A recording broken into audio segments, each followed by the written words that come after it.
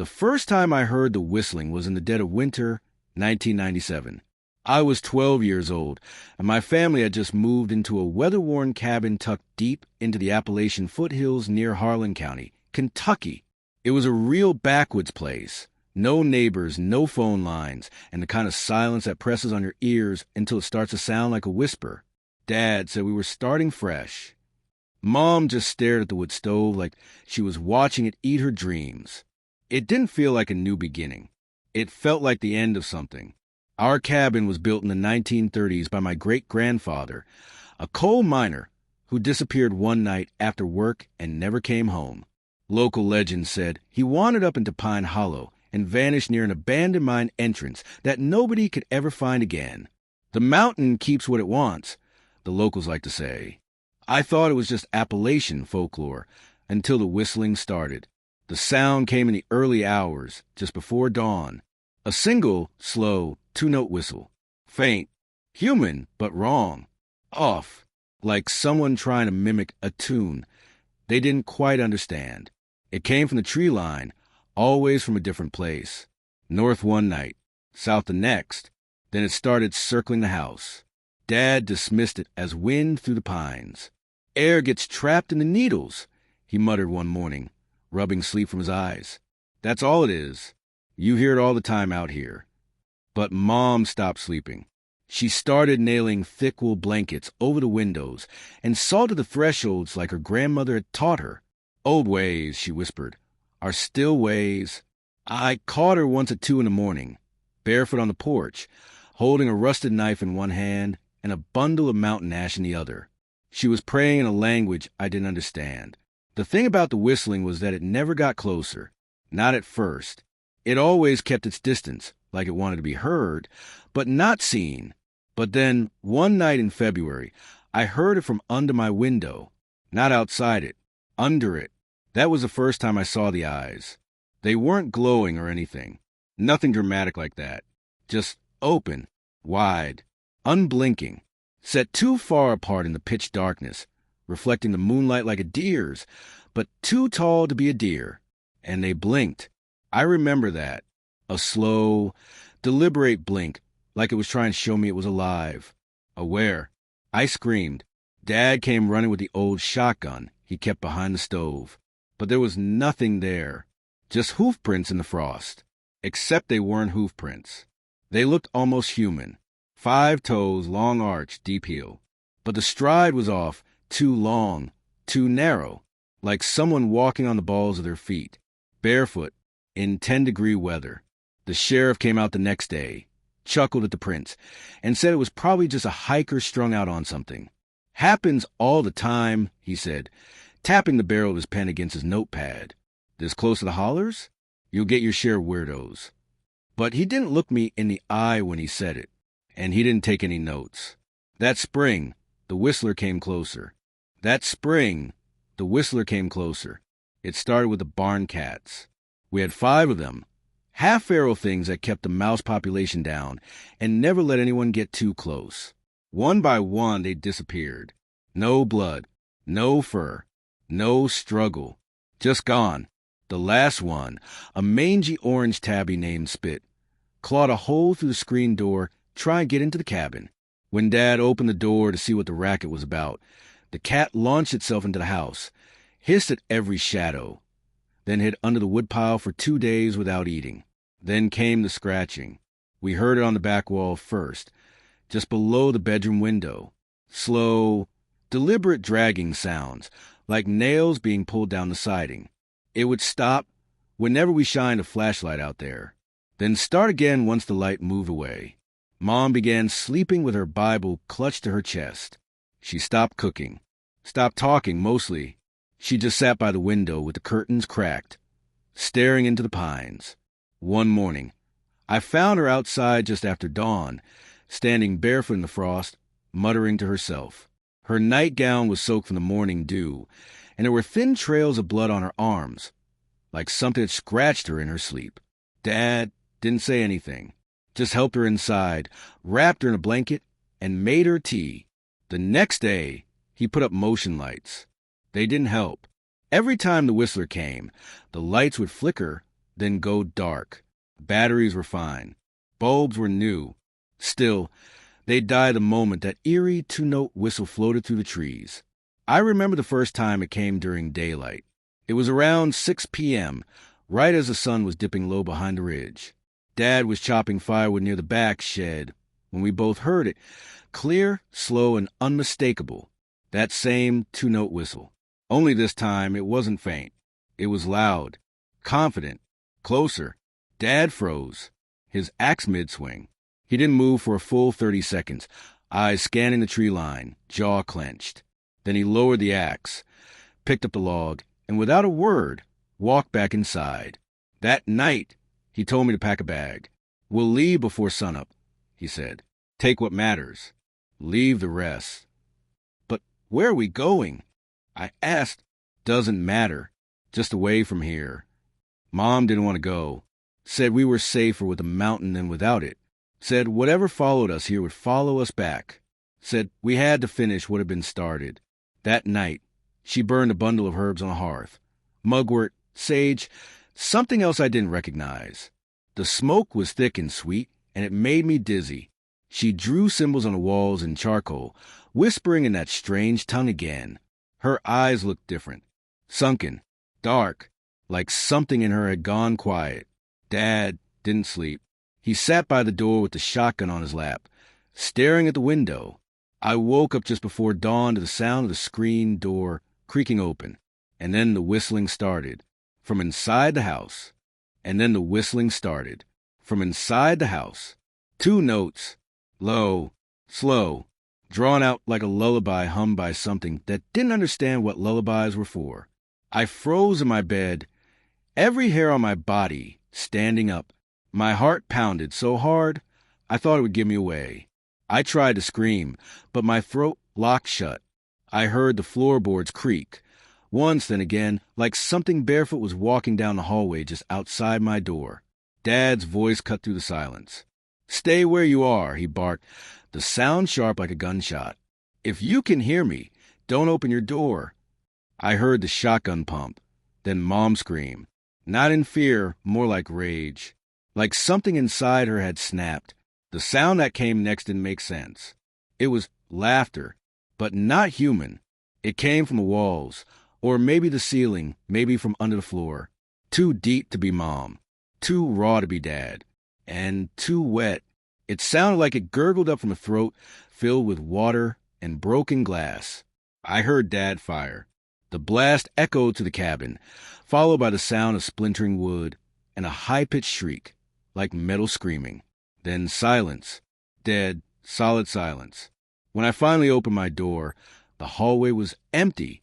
Mom was sitting cross-legged in front of the fireplace, her arms covered in soot and blood, her eyes glassy. Dad stood in the kitchen, hand trembling, shotgun smoking, staring at the back door, which was now wide open. The floor just inside it was wet, like something had trailed snow melting behind it. No footprints, just damp pine needles and the faint smell of copper. That was the morning we found the markings on the barn, carved deep into the old with slats, as high as a man could reach. Circles inside circles, lines spiraling inward, with small handprints pressed into the bark along the bottom, not painted, burned in, charred black, and still warm to the touch. Dad didn't say anything. He just loaded the truck. Mom refused to leave. "We leave," she whispered. We invited to follow. You don't turn your back on the old places. You asked permission. We didn't. She spent the rest of that day kneeling in the yard, whispering apologies into the wind, burying coins and bread at the 4 corners of the property. That night, we didn't sleep. We sat in the living room with every light on, the fire blazing, all of us wide-eyed and silent. And when the whistler came again, this time just beyond the porch, we all heard it whistle back to itself. Not 2 notes anymore. 4. A melody now. It was learning. It was learning. It would whistle 4 notes, then pause, as if listening, then whistle again, this time slightly different, slightly closer to a tune we recognized. A lullaby Mom used to hum when I was little. Off-key, slowed down, but it was the same melody, twisted and broken. Dad stood and walked toward the door like he was in a trance, the shotgun forgotten in the corner. I grabbed his sleeve and tugged hard, but he didn't even blink. "I have to see it," he murmured. "It knows who we are." Before I could stop him, he was out on the porch. The lights flickered and popped, then went out completely. Darkness swallowed the windows like thick oil. I saw his silhouette in the doorway, rigid, frozen. Then I heard him scream. It wasn't a sharp, sudden sound. It was low and guttural, like something squeezing the air out of him 1 inch at a time. He staggered backward into the living room, blood seeping from his ears and nose, his eyes wide and unfocused. "What did you see?" Mom demanded, rushing to his side. But he couldn't speak. He just stared at her with a blank, hollow expression and whispered a single word: "Teeth." We didn't open the door again. The next morning, I found something sitting on the porch. It was a bundle of feathers. Crows, maybe, wrapped tightly in old fishing line. Inside it, tied with dried moss and snap twigs, was a small leather pouch. I opened it before Mom could stop me. Inside were 3 human teeth, blackened, cracked. One had a silver filling, like the kind Dad had. Only none of his were missing. Mom grabbed the pouch and threw it into the fire without a word. She didn't speak to me for the rest of the day. That night, she boarded the doors from the inside and lit candles made from tallow and wax she said had been blessed by blood. I asked her what she meant, but she wouldn't explain. Instead, she finally told me what she'd been afraid to say from the beginning. "Our family never left this mountain," she whispered. "We just forgot how to live with it. Your great-grandfather didn't disappear. He was taken, and something's kept watch over this land ever since. It's not evil. It's not good, either. It's old, older than names, older than trees. Then what does it want?" I asked. She looked at me with a fear I'd never seen in her before. "It wants you to answer." That night, I had the dream. I was standing in the woods behind our cabin, barefoot in the frost. The trees were taller than they'd ever looked before, bending inward like cathedral arches, their bark glistening with something too dark to be sap. The moon pulsed overhead, too close, too bright, like it was watching. And then I heard it, the whistle, for notes, then a pause, for more, then silence. I turned toward the sound, and there, half shrouded in mist, was a figure, not tall, not short, just wrong. Its limbs hung in ways that defied balance, as if the joints weren't where they were supposed to be. Its head tilted sideways too far, like a crow listening for the sound of bones under dirt. I couldn't make out its face, but I felt its eyes. It raised its hand, long fingers, too many knuckles, and pointed to the ground in front of me. There was a hole, not wide, just enough to fit a small box. And inside that box, half buried in loose black soil, was a photo. It was old, faded, a man in a miner's helmet, standing next to a younger boy, both smiling, covered in soot. On the back, someone had written, 1936, Pine Hollow, first and last day on the job. The boy was my age, and he had my face. The thing stepped back into the trees, vanishing into the dark. As it left, it whistled again, this time a full melody. Haunting, familiar, the same lullaby. I woke up screaming. Mom was already awake, sitting at the foot of my bed, her hand cold against my ankle. "You saw it, didn't you?" she asked softly. I nodded, trembling. "What did it give you?" I told her about the box, about the picture, about the boy who looked like me. She didn't cry. She didn't speak. She just stood up, went to the kitchen, and opened a drawer where she kept the old iron keys. The ones she said were from before. "We need to go to the mine," she said, "before it comes inside again." Dad didn't come with us. He hadn't spoken since the porch incident, not even when we tried to feed him or guide him back to bed. He just sat in the corner of the living room, eyes glassy, rocking slowly. Every so often, his lips would move in that same 4-note whistle. It was still only early spring.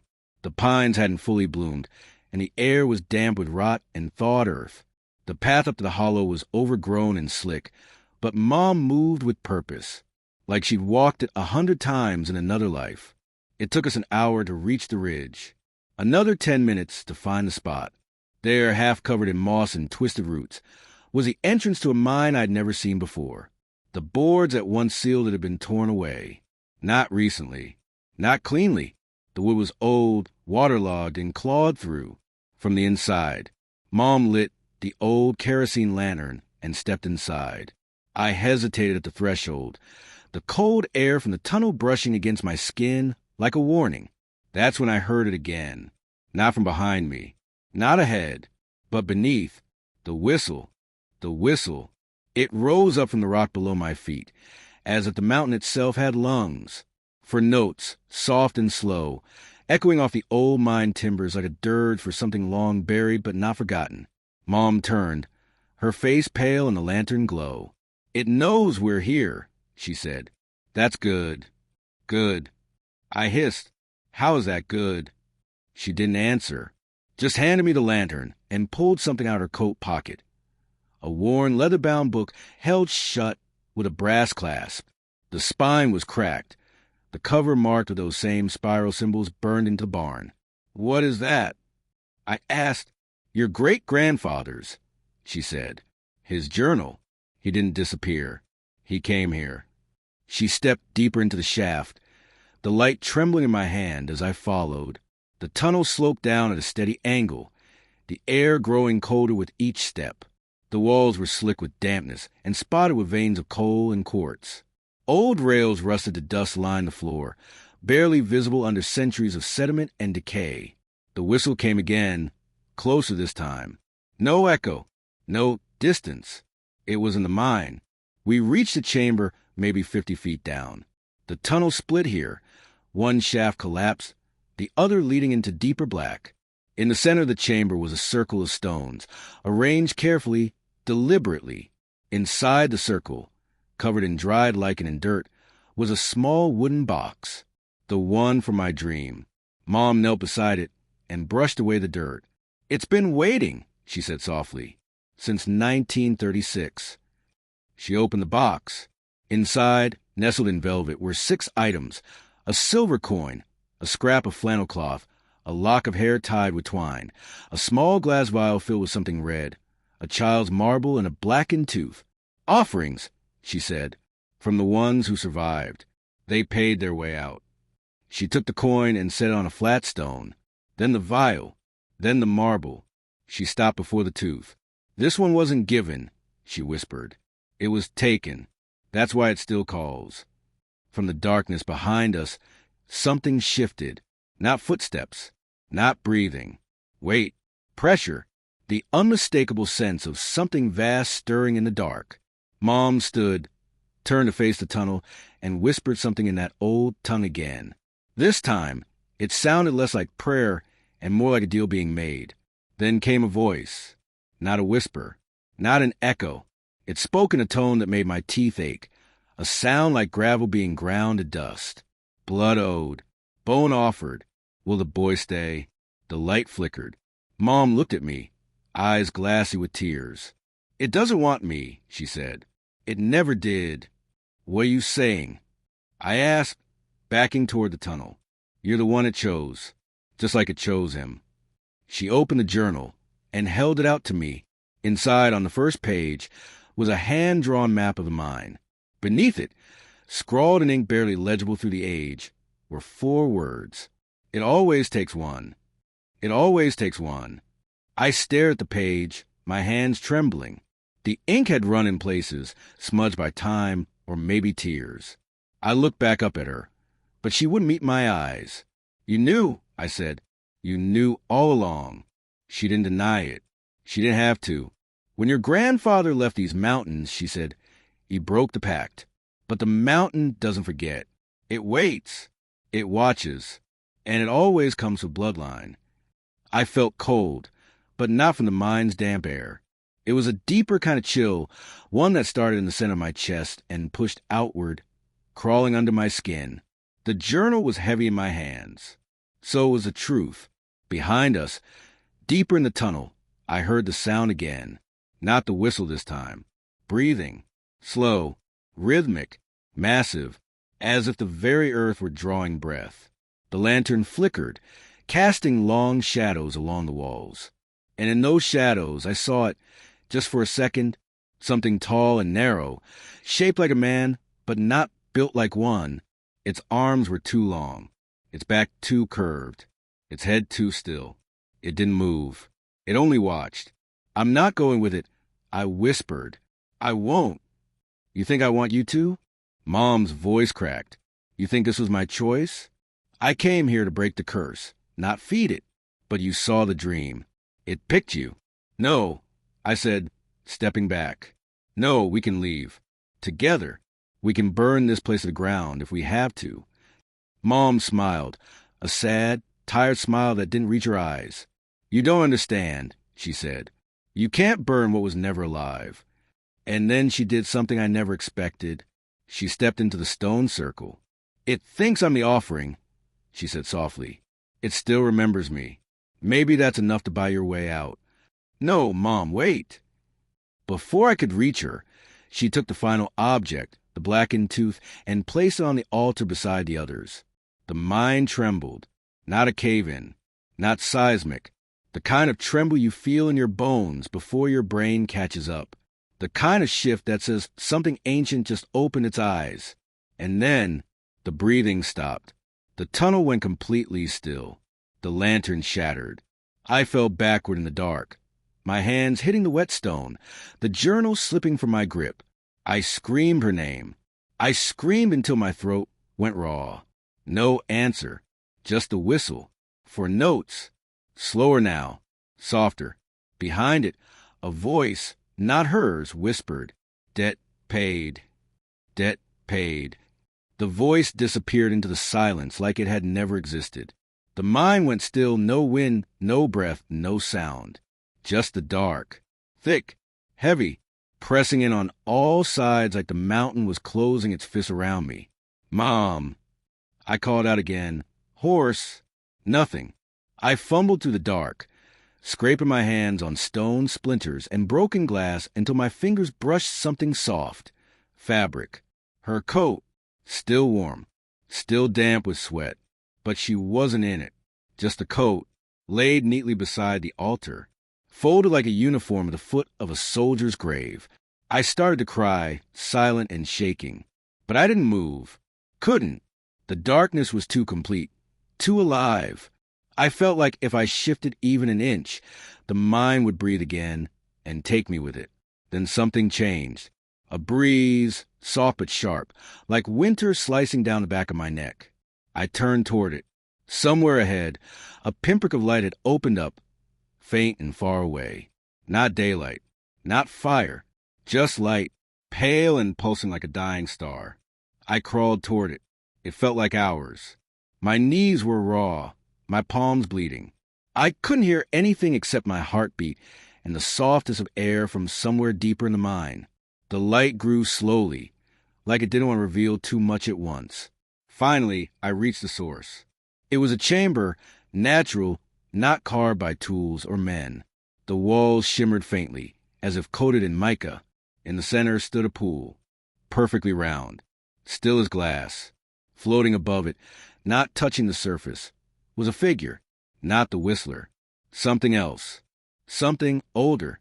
It was shrouded in what looked like veils of moss and earth, tendrils of root curling off its limbs like forgotten branches. Its face was blank, no mouth, no eyes, but I felt it watching me, felt it inside my thoughts, peeling them open like old wallpaper. It spoke without speaking. Blood called you. The pool rippled.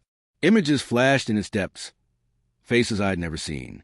Men and women with the same eyes as mine, the same jawline, generations of us, all walking into the woods, all never coming back, one in every line. Then I saw her, Mom. She stood at the edge of the water, barefoot, eyes wide, but peaceful.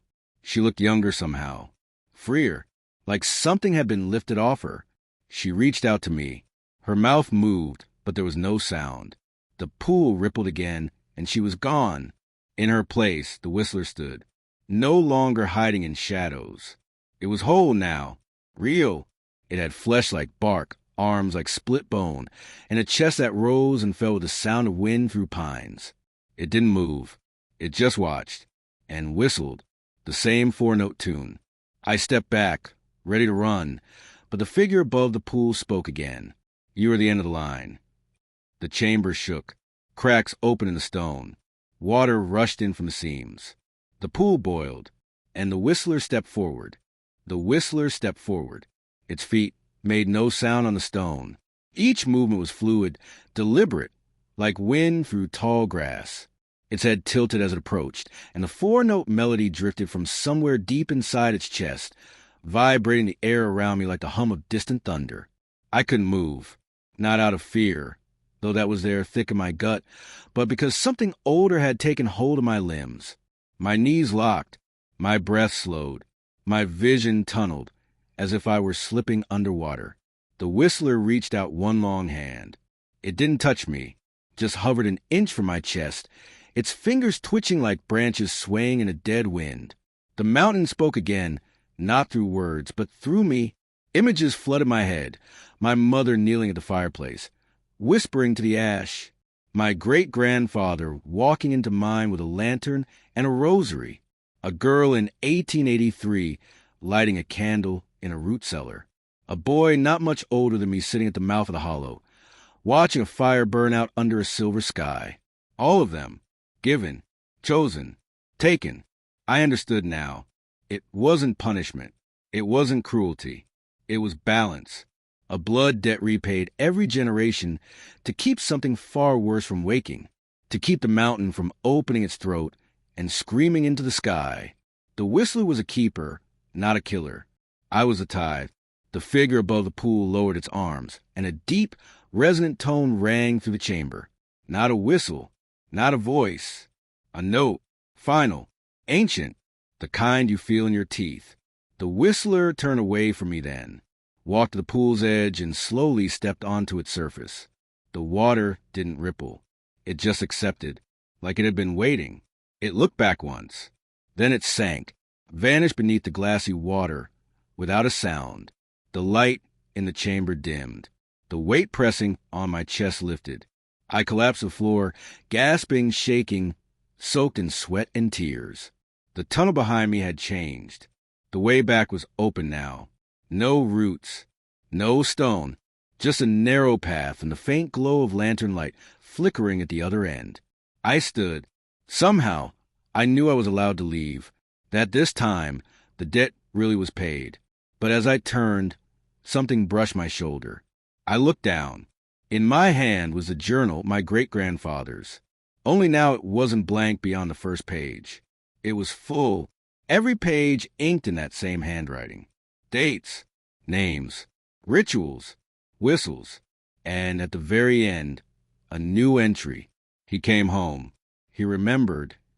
I walked out of that mine as the sun rose over Pine Hollow. The air smelled sweeter than I'd ever known. But I didn't look back.